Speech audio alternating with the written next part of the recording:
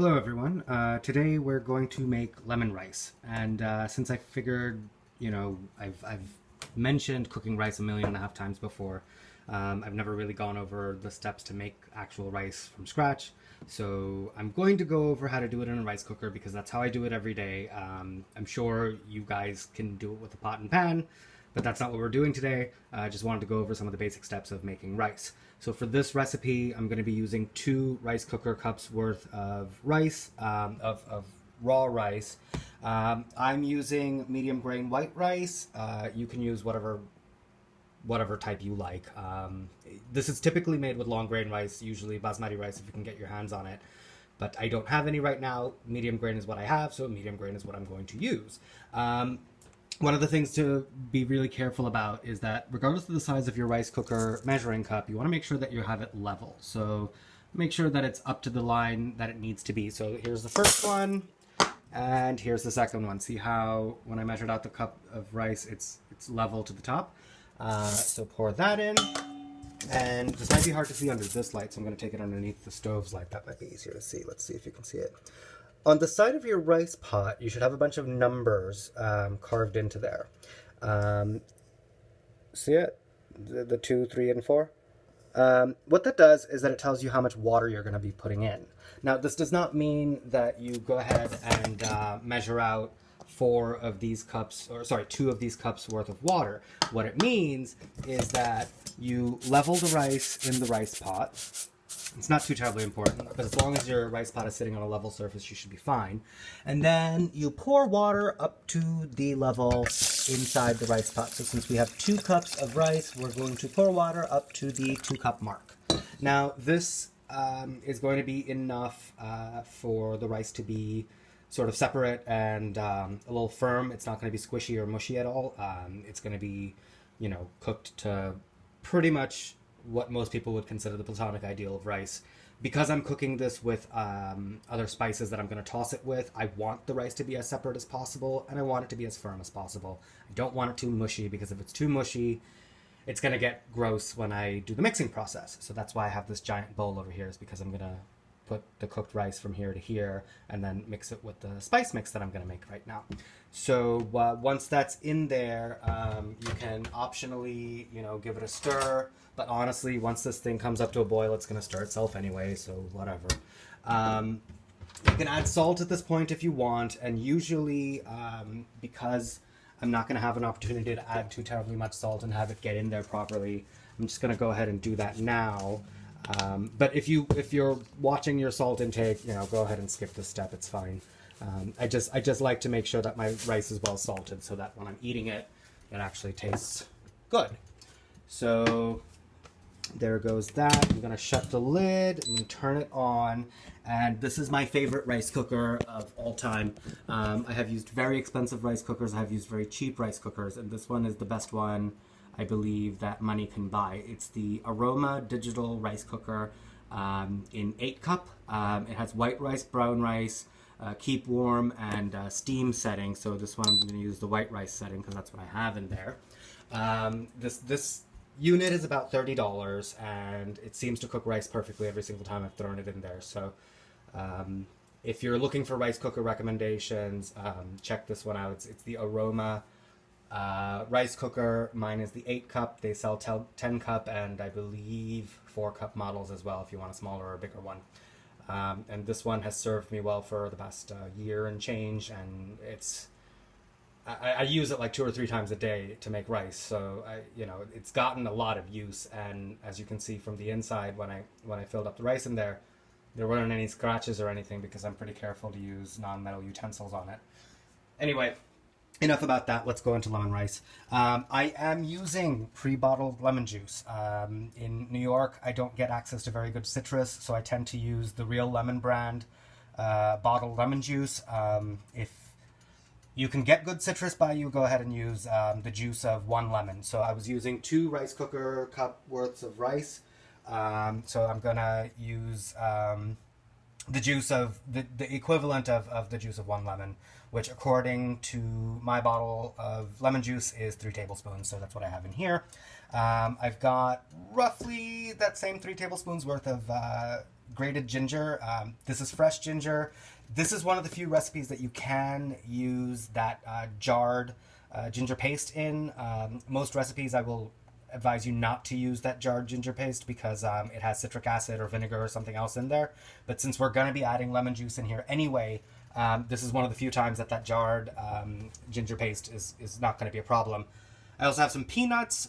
These are optional. I like them. You don't have to put them in. I find they taste good. You can also use cashews if you have cashews instead of peanuts, but usually I have peanuts instead of cashews.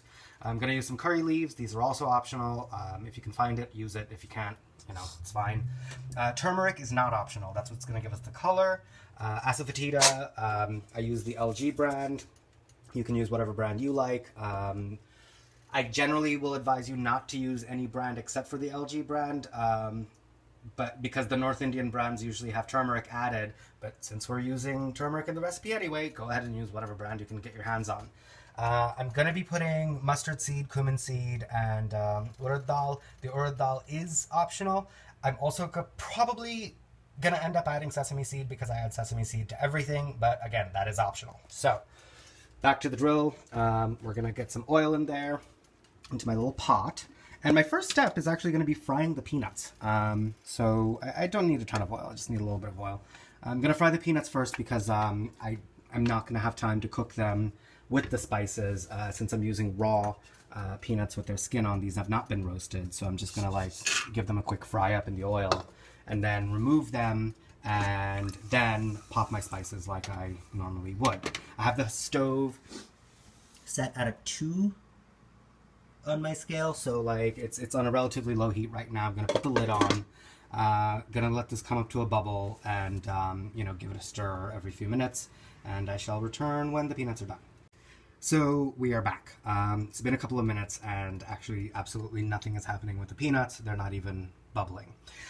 This is something that I think is a fairly important lesson to learn, is the fact that if a recipe calls for you to do something and it's not doing that thing that it's supposed to do, feel free to change the conditions around it until it does that thing that it's supposed to do. Technically, I'm supposed to be cooking the peanuts over like a low heat so that they don't burn, but I'm experienced enough in the kitchen to not burn my peanuts if I go a little bit higher. So I've gone from a 2 up to like a 4.5. So now that the heat is higher, you can probably hear them sizzling a little bit. A little bit. Come on, give me something, peanuts. Move. And they're still not doing quite what I want, so I'm actually going to crank this up to medium high. Like I'm going like 1 or 2 steps away from actual high heat. I don't generally like to go on high heat when I'm cooking nuts, but this is ridiculous. I don't have all year to wait for these stupid peanuts to get done. So there we go. Now it's moving. So the recipe that I had been using all this time had advised to cook the nuts at a lower heat over a longer period of time so that they don't burn and they get cooked evenly and so on and so forth. And clearly that idiot had no idea what he was talking about. And I decided to take matters into my own hands and increase the heat. Ah, hear that? Hear that? Sizzle, sizzle, sizzle. You see it?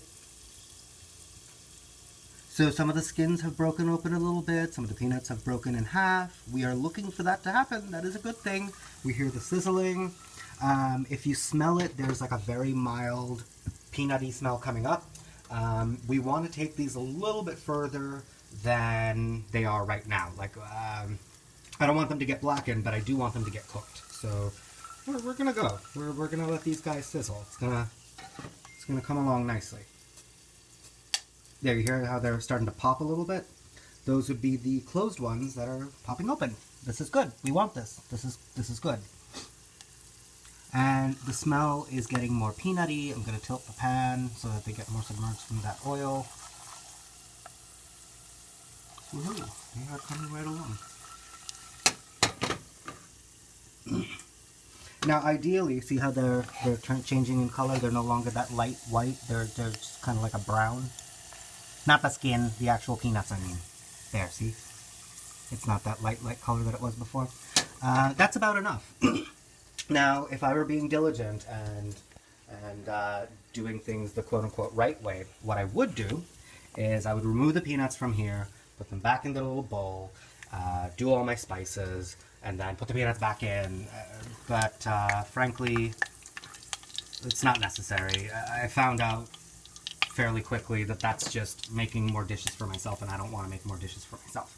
So in we go with about half a spoon of mustard seed. And that's gonna pop. Hear the popping? You should hear the pop. There. See the popping? That's good. Next, I'm gonna add a little bit of cumin seed, about the same amount, give or take. Once the popping subsides, and it has, great. And then I'm gonna add a little bit of this urad dal. And then I'm gonna add the asafoetida. Stir that around, everything's popping, everyone's happy. And see, like, the peanuts are fine. They're not, okay, maybe one or two are burned. But they're fine, they'll be fine. I'm not gonna add the sesame seed this time because I have the peanuts. Then I'm gonna add my ginger, there goes that. Oh, whoops, I forgot the curry leaves. I'm gonna add that too. Let's go. And I don't really want to cook the ginger or the curry leaves too terribly much. I just want to get them, you know, done. And then I'm gonna add the turmeric. Stir that around. I might need to add a teensy bit more turmeric, but I'm gonna stop at this level because I think this is enough. And actually, it looks like I did not burn the peanuts. They're fine. So they're past me. It's fine. And that's really it. That's really it. I don't really have to go much further with this. I'm going to turn off the heat and kind of let these guys park for a couple of seconds. Oh, right, salt. Salt would be good. And then I'm going to add a whole bunch of salt because I like my food salty. You can add less. Of course you can. But once the sizzling from the ginger has gone down a bit, then I'm going to add the lemon juice.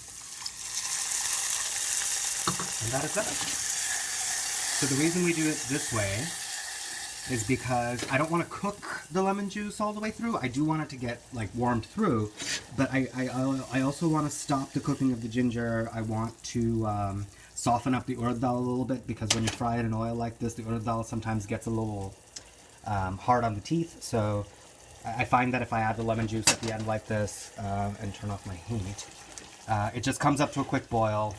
It makes sure that all the turmeric is dissolved in there. All the salt is dissolved in there. You could add, if you wanted to make this a little more spicy, you could add chopped green chilies to this. When you added the ginger, you can add the green chilies, and they're a delicious addition. You can add, like I said, cashews instead of peanuts if you want. That's fine. If I wanted to, I could have added sesame seeds, but since I had the peanuts in there, they weren't going to be necessary. So what I'm going to do is I'm just going to clean up here a little bit and wait for the rice to finish cooking. And then once that's done, we'll come back and mix everything all together over yonder in the bowl. So stick with me. We'll be right back. Okay, so as promised, I am back now that the rice is cooked. I have in here the rice that is finished cooking. I've also got that little spice blend that I made with the mustard seed and the peanuts and the rest of it. And I've actually let the rice sit to cool down a bit for the amount of time that it took me to finish washing up the dishes that I've been using during this project. Those dishes I washed up while the rice was cooking, and then these guys I just washed up after emptying out the rice pot into there. I've gotten a couple of questions as to why I don't use a dish rack, but let me show you the length of my counter. That's it. That's the entirety of my counter. It is a very tiny, tiny space. There's my appliances, there's the rice cooker, toaster oven, Cuisinart, Vitamix, all that stuff right there. I don't have space to actually put a dish rack because this goes, you know, to the floor. I need it to drain into the sink, and that space is very, very precious to me. So I don't have space to put a dish rack. So, and also I hate dish racks. The dishes always sit in there and they never get emptied out, and then rather than actually, you know, rotating your dishes, you end up eating from the same dishes all the time, and it drives me bonkers. So I prefer to just put a towel on top of my stove, let the dishes air dry on there, And that way it also keeps me honest, because if I want to eat again, I'm going to have to put away my dishes. So here is the rice. And if you notice, I'm not mixing it like I would mix a batter. I'm sort of doing a slicing motion to get, the rice separated a bit. And you remember I told you I'm going to use the exact amount of water recommended by the rice cooker, which was to use the measuring cup to fill it up, and then to fill it up to the line in the rice cooker, because it was going to stay a little bit more separate, a little bit more firm. Well, there's a reason for it, because right now the rice is actually separating fairly easily. And my bowl seems to want to dance around, so I'm going to do that thing that I saw on that one cooking show, where they said if you put down a towel underneath your bowl, it might have to be a damp towel. I don't know. We're going to find out. Look at that. It's staying put. Great. So I can do this one-handed rather than having to put you guys down. Okay. So slicing motion through the rice to separate it. That cooling down step actually does do something. It makes it so that the rice separates easier.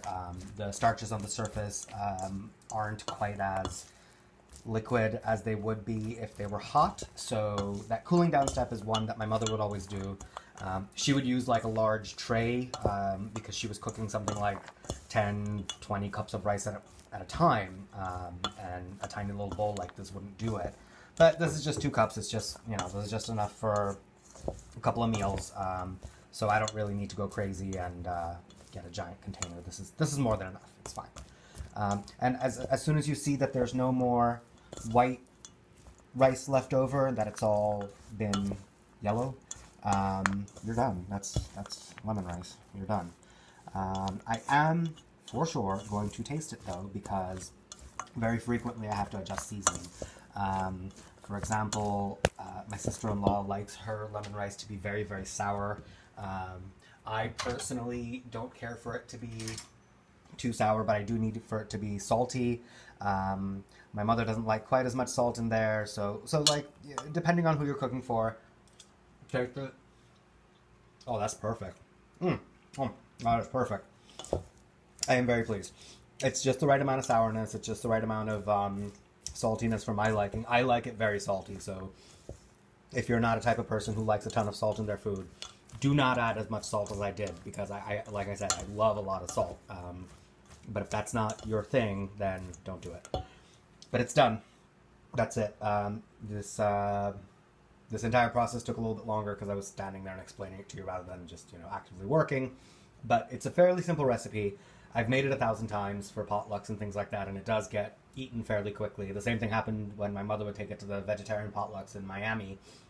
It would always get finished first before everything else, which was baffling to us because it's such a simple recipe. There's not many serious ingredients in there. Like, she wouldn't even add the peanuts. She would just do the urad dal, and that was enough.